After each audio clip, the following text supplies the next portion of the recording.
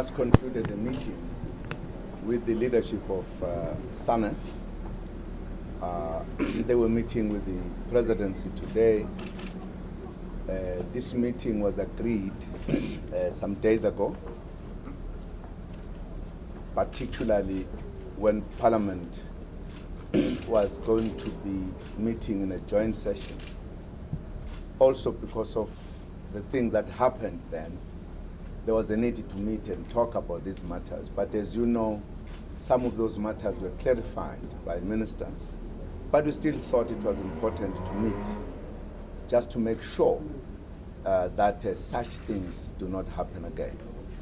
You will also appreciate that in my response in Parliament, I condemn particularly the jamming of the signal because it was wrong, it's not correct, and it must never happen again. As I said, I repeated that statement to the colleagues we met with of SANEF to say that is a standpoint. And of course, there is a statement that was made by the security cluster. But rest assured, that will never happen again, and we did not know about it, and we are condemning it. It was uncalled for. And of course, we have discussed also the relationship between government and SANEF in particular, and the media in general. We have agreed on a number of issues that we should better the relationship.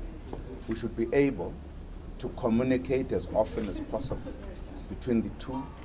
We are all patriots of the country, we want to promote the country. We also took advantage of our meeting to discuss the programs and the agendas of the continent, taking into consideration that some of our colleagues from SANEF are participating in the forum of editors in the continent, and they are very much working closely with the AU, and we had a lot of discussions on those matters, very useful discussions. So the meeting has been very good, very cordial, very frank, very friendly.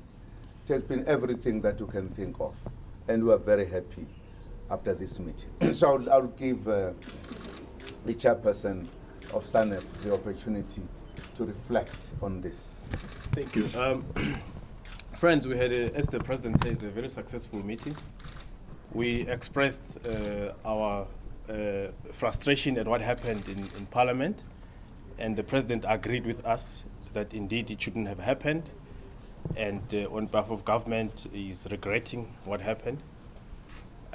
We also informed him something which he says he was not aware of, that there were attempts to try and talk to government departments and government officials before the joint sitting to alert them that there was a problem with the signal, and our approach didn't get positive feedback. He was not aware of that, and he made it very clear that that should be criticized as well. Government should be able to respond when concerns are being raised, and that we agreed that things should always be resolved the South African way, through negotiations and conversations, and that doesn't necessarily mean that we'll agree all the time. There are many things that we'll disagree on, but that's part of the South Africa we're trying to build. And that SANEF is committed to continue to engage with government, and that we welcome the President's commitment to have more of these kinds of forums. We don't only have to meet and discuss when there's a problem. We have to talk even when there are no problems, just to have an understanding of how government is progressing in its policies and other things that it is doing. We also, as he says, discussed the issue of SANEF's participation in the Africa's Editors Forum. Some of you may know that Jovial Rantau, a member of SANEF, is now the chairman of the African Editors Forum. He was elected just about 3 weeks ago. And we will be hosting in the next year or so the biannual general meeting of TAIF here in South Africa. And we asked the government to also participate in that, because there's a lot of continental issues that get discussed there. So, but that was just taking advantage of the meeting that was already taking place. It was not meant to discuss that. But in terms of the signal issues, we are happy with the discussions. And we also briefed the President about the problems we're encountering in Parliament in trying to get a full broadcast feed that doesn't hide anything that's happening in Parliament. We appraised him about that. We also informed him that we will be meeting with the presiding officers of Parliament.